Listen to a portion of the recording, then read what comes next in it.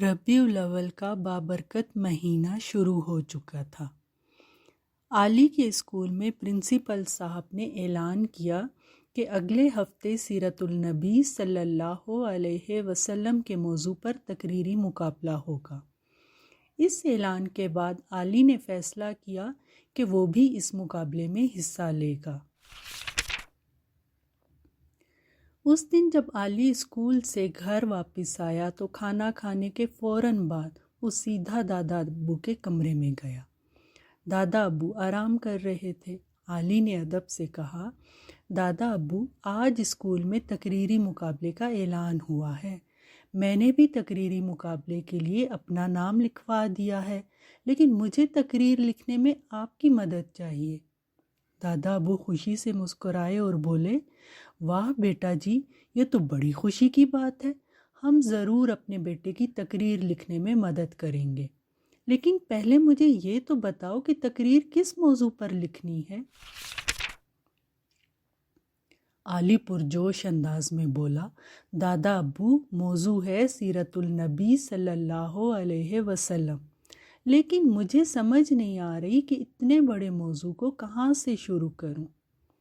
دادا ابو نے پیار سے علی کو پاس بٹھایا اور کہا، بیٹا جی، سیرت النبی صلی اللہ علیہ وسلم تو سمندر کی طرح وسیع ہے، لیکن اگر آپ اپنی تقریر کو آسان اور پر اثر بنانا چاہتے ہیں تو ان کے چند نمایاں پہلوؤں پر بات کرو، مثلاً ان کی سچائی، ان کی امانت داری، ان کی رحم دلی اور ان کا اخلاق حسنہ۔ علی غور سے سنتا رہا۔ دادا ابو نے مزید کہا کہ تم اپنی تقریر کا آغاز اس طرح کر سکتے ہو کہ حضرت محمد صلی اللہ علیہ وسلم کی ولادت باسعادت نے اندھیروں میں ڈوبی ہوئی دنیا کو روشنی دی۔ آپ صلی اللہ علیہ وسلم نے ہمیشہ سچ بولا، کبھی کسی کو دھوکہ نہیں دیا اور دشمنوں تک کے ساتھ انصاف کیا۔ پھر بتانا کہ آپ صلی اللہ علیہ وسلم بچوں سے پیار کرتے تھے، بڑوں کا ادب کرتے تھے اور سب کے لیے رحمت تھے۔ علی نے جوش سے کہا، دادا ابو، یہ تو بہت خوبصورت باتیں ہیں۔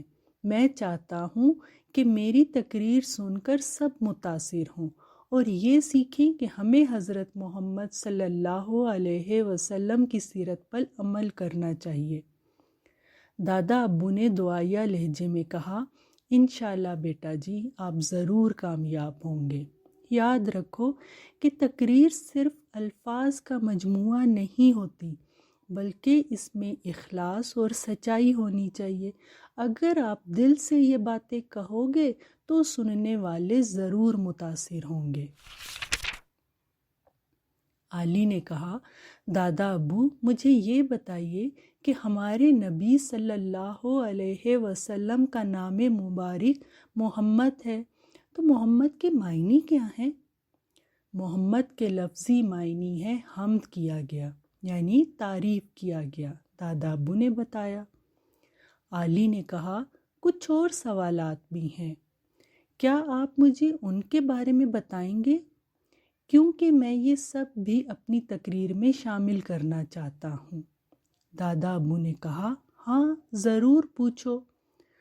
ہمارے نبی حضرت محمد صلی اللہ علیہ وسلم کے والدین اور یہ کہ آپ صلی اللہ علیہ وسلم کس قوم کی طرف نبی بنا کر بھیجے گئے، اور یہ نبی یا رسول کیوں بھیجے گئے؟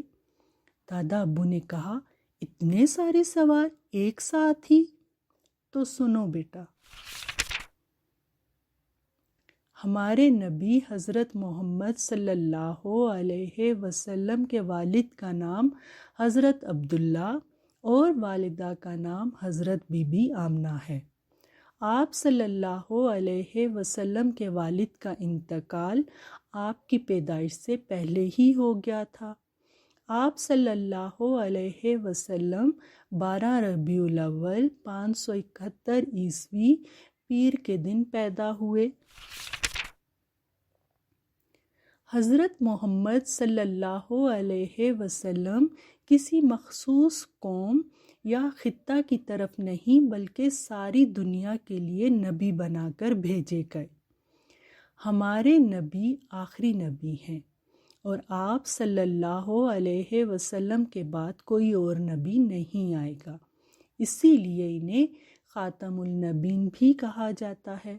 اور دادا مسکرا کر بولے کہ اب آپ کا یہ سوال کہ اللہ نے نبی کیوں بھیجے، تو جب کسی قوم یا خطہ میں برائی بہت زیادہ پھیل جاتی تو وہاں بندوں کی ہدایت کے لیے اللہ اپنے خاص بندے کو بھیجتا ہے جسے نبی یا رسول کہا جاتا ہے۔